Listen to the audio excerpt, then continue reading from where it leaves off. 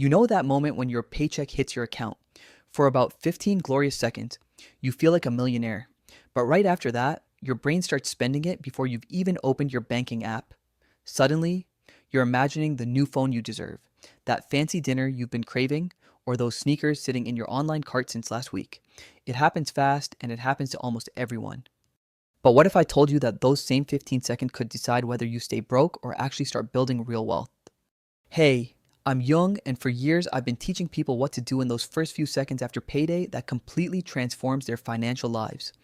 Because here's the truth, most people have no idea what happens to their money after they get paid. They know the rent gets paid somehow, groceries show up in the fridge, Netflix still plays when they hit next episode. Beyond that, it's financial chaos. They're basically money sleepwalkers going through the motions and wondering why there's nothing left at the end of the month. Most people treat their paycheck like a birthday surprise instead of what it really is, a powerful tool for freedom. They get excited, they spend, and 2 weeks later, they're broke again eating instant noodles and checking their bank balance like it owes them an apology. But the people who actually win with money, they have a routine, a system, a repeatable process that starts the second their paycheck arrives. It's not complicated, it's not flashy, and it definitely doesn't go viral on TikTok, but it works. Every time. Here's the mindset shift you need to make. Your paycheck isn't just money you earned, it's your future freedom, delivered in monthly pieces. Each dollar can either build your wealth or disappear into the black hole of I don't know where it went. The average person manages their money backward. They pay their bills, spend whatever they want, and try to save whatever's left. Spoiler, there's never anything left. It's like trying to fill a bucket with a hole in the bottom and wondering why it never fills up. Wealthy people flip the script. They pay themselves first. They assign every dollar a purpose, and they make their money work harder than they do. Financial success isn't about having a six-figure salary, it's about having a system that works no matter what you earn. Think about this.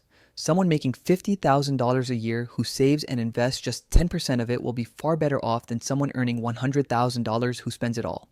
The difference isn't income, it's intention. The person with a plan will retire comfortably. The high earner without one will be working until they're 80. So before you can build wealth, you need clarity. You need to know exactly where every dollar is going, not some vague idea, but a detailed breakdown of your spending. And it starts with identifying what portion of your income truly goes toward necessities, the things you literally can't live without. That's the first step of this system. In the next part, I'll show you exactly how to calculate that percentage and why most people get it completely wrong. Spoiler, if more than 60% of your take-home pay goes to needs. You're probably lying to yourself about what's essential. All right, let's get brutally honest for a second. When most people say they're barely getting by, what they really mean is that they've labeled half their wants as needs. And that's the first trap in the paycheck routine, misidentifying what's truly necessary. Here's the reality. Your necessities are the things that keep you alive and functioning. Housing, food, transportation, utilities, and healthcare. That's it. Notice what's not on that list. Your gym membership, you forgot existed. Your premium coffee subscription, or that collection of streaming services you swear you need to unwind. Those things might make life nicer, but they're not keeping you alive. Let's do some math so this hits home. Imagine you earn $75,000 a year, that's about $4,750 a month, after taxes.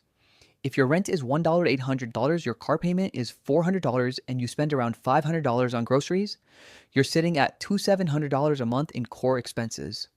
That's about 57% of your income, not bad. But here's where most people go wrong. They start piling on extras and quietly pretend they're essential. They'll say, well, I need my $6 coffee because I can't focus without it. Or, that weekend takeout is a necessity because I'm too tired to cook. Before they know it, their budget's leaking hundreds of dollars a month in lifestyle fluff disguised as survival. Here's your wake-up call if more than 60% of your take-home pay goes to supposed needs. Something's off. Either you're living in a place you can't afford, or you're justifying luxuries to make yourself feel better about overspending. This step is all about radical self-honesty. Write down every expense and label it need or want. If your future financial freedom is at stake, be ruthless. Once you know what truly keeps you afloat, you'll know exactly how much is left for saving, investing, and building wealth. And that's where the next step comes in, protecting your financial reputation. See, before you start buying anything fun or throwing money into investments, you've got to make sure your debts are under control. No, I'm not talking about paying off everything overnight. I'm talking about staying current, because one late payment can destroy years of financial progress. Your credit score is your financial report card, and in this system, missing just one assignment can tank your grade. You could have a 97% on time payment history and still look like a risk to lenders. It's wild in school. 97% is an A plus. In credit scoring, it's a red flag. Here's the rule: pay at least the minimum payment on time, every time, non negotiable. That's how you protect your credit and avoid unnecessary late fees that quietly eat your future wealth. Once you've secured your credit foundation, it's time to tackle the part nobody loves but everybody needs: the emergency fund. Yeah, I get it. Emergency fund doesn't sound sexy. It sounds like something your grandparents lecture you about at Thanksgiving, but this boring little pile of cash is what separates financial stability from total chaos. Because here's a universal truth: life will throw you curveballs. Your car will break down the week your rent is due. Your laptop will crash right before a deadline. Or your dog will eat something dumb and earn you a $2,000 vet bill. That's not bad luck, that's just life. And if you don't have a cushion, those emergencies turn into credit card debt faster than you can say APR. The goal: save 3 to 6 months worth of living expenses. If your essential costs are $2,700 a month, aim for $8,000 to $16,000. And no, you don't need it tomorrow. You build it one paycheck at a time. The peace of mind you'll gain is priceless. Knowing that you could lose your job and still survive for months without panicking changes the way you walk through life. You breathe differently. You sleep better. You stop living one bad day away from financial disaster. But, and this is important, your emergency fund needs to stay boring. Don't invest it. Don't lock it up. Keep it liquid, safe, and easy to access in a high-yield savings account. You're not trying to grow it. You're trying to protect yourself. Once that safety net is in place, you can officially move from financial survival mode to wealth building mode. And that's where the fun really begins. In the next section, I'll show you how to turn your paycheck into an investment machine, even if you've never invested before. This is where compound interest starts working for you instead of against you. All right, your foundation's built. You've got your necessities under control. Your bills are paid on time, and your emergency fund is growing. Now it's time to shift gears from financial defense to offense. This is the stage where your money starts earning for you. Let's talk about investing, the part that sounds intimidating but doesn't have to be. Because here's the truth: investing isn't just for people who wear suits and talk about the stock market at dinner parties. It's for anyone who wants to stop trading their time for money. And it starts with one of the most underrated opportunities. Most employees completely ignore: the employer match. If your company offers a retirement plan where they match a percentage of what you contribute, that's not just a benefit, that's free money. Imagine your boss walking up to you and saying, "Hey, for every dollar you save for your future, I'll give you another one." You'd think that was insane, right? But that's literally what an employer match is. Let's break it down. Suppose you make $60,000 a year and your employer matches 3%. If you contribute $1,800 annually to your retirement account, your company gives you another $1,800. Instant 100% return guaranteed. There's not a single stock, crypto coin, or real estate deal that offers that kind of return with zero risk. So if you're not taking advantage of it, you're walking away from free wealth. After you've hit your employer match, aim to invest at least 10% of your gross income for your future. And I know what you're thinking. 10% sounds like a lot, but the earlier you start, the less you'll need to invest later. Here's why time is your secret weapon. Let's do a little math magic. If you start investing $300 per month at age 25 and average an 8% annual return, you'll retire at 65 with about $1 million. But if you wait until 35 to start, you'll end up with around $400,000. That's a $600,000 difference just for waiting 10 years. That's the power of compound interest. It's not just about how much you invest, it's about how long you let your money grow. Now, here's where people get stuck. They overthink it. They spend months researching the best fund or the perfect strategy and never actually start.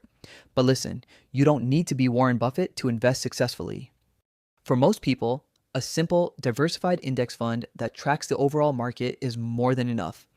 You don't need to pick stocks, time the market, or chase the next big thing. Just invest consistently and let time do the heavy lifting. Once your investments are running automatically, it's time to face a different kind of challenge: debt. Debt is emotional. It's not just numbers on a spreadsheet, it's tied to past choices, mistakes, or things life threw at you when you weren't ready. And that's why the way you approach paying it off matters just as much as the math behind it. There are two main strategies. One, the avalanche method. You pay off debts with the highest interest rates first. Mathematically, it saves you the most money. Two, the snowball method.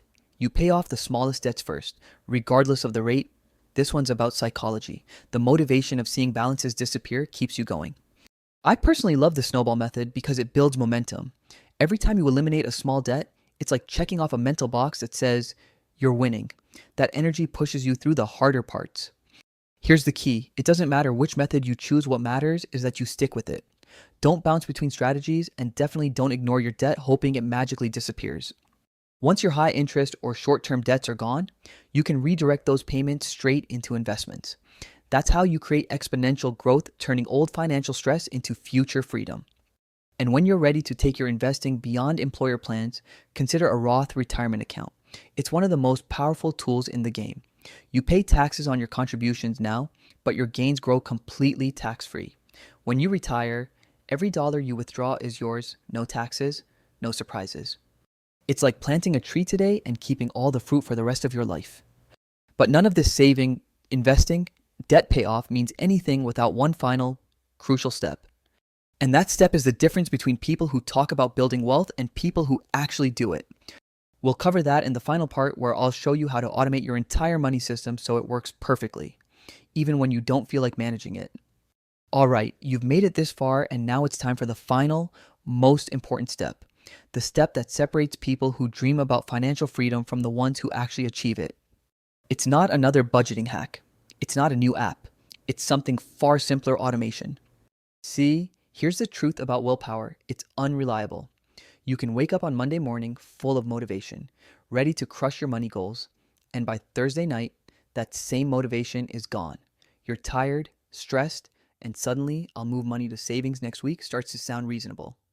But here's the thing, next week never comes. That's why automation isn't just a convenience, it's a weapon against procrastination and emotional spending. When your system runs automatically, your success doesn't depend on how you feel that day. Your bills get paid, your savings grow, your investments compound, all without you lifting a finger. Here's how to set it up. When your paycheck hits your account, don't touch it right away. Let it sit for one day, not because it needs to, but because it gives your transactions time to clear and keeps your plan clean. Then, the next day, your automation kicks in. Step 1, set up automatic transfers to your savings. This includes your emergency fund and any short-term goals you're working toward. Treat it like a bill, something that must happen every pay period. Step 2, automate your investments. If your employer offers a 401k or retirement plan, your contributions can come straight from your paycheck before you even see the money. If you invest through a brokerage or Roth IRA, schedule automatic monthly transfers. That way, investing happens consistently whether you feel like it or not. Step 3, automate your debt payments. At least the minimums should go out automatically every month. This keeps your credit score strong and prevents costly late fees. Step 4, create a separate spending account. This is where your fun money lives, the money you can actually enjoy guilt-free. Once it's gone, that's it until next payday. This simple rule prevents overspending without needing constant discipline. That's it. You've just built a money system that runs itself. The beauty of this setup is that it removes emotion from your finances. You don't have to decide to save or invest anymore, it just happens. And when something happens automatically, it becomes permanent. But here's where most people mess this up completely. They set it and forget it forever. Automation doesn't mean inaction. You still need to adjust your system when your life changes. If you get a raise, increase your savings and investment contributions. If you pay off a debt, redirect that payment toward building wealth. Treat your financial system like a living thing. It should evolve with you. Because here's the truth, wealth isn't built through giant leaps. It's built through small, consistent actions repeated over time. Let's be real, most people never build wealth because they're constantly reacting instead of planning. They wait for their paycheck, then decide what to do. They wait for a bill, then scramble to pay it. They wait for motivation, then wonder why they never have money left. Automation flips that entire story. When you take control of your paycheck the moment it arrives, when every dollar has a job before you even see it, you eliminate chaos. You stop hoping you'll do better next month and start guaranteeing it. And 5 years from now, when your emergency fund is full, your debts are gone, and your investments are quietly compounding in the background, you'll look back and laugh at how simple it really was. Because the secret to building wealth was never about making millions, it was about managing what you already have with intention. So the next time your paycheck hits your account, remember this. You've got 15 seconds before your brain starts spending. Use those 15 seconds to activate your system, and your future self will thank you every single day.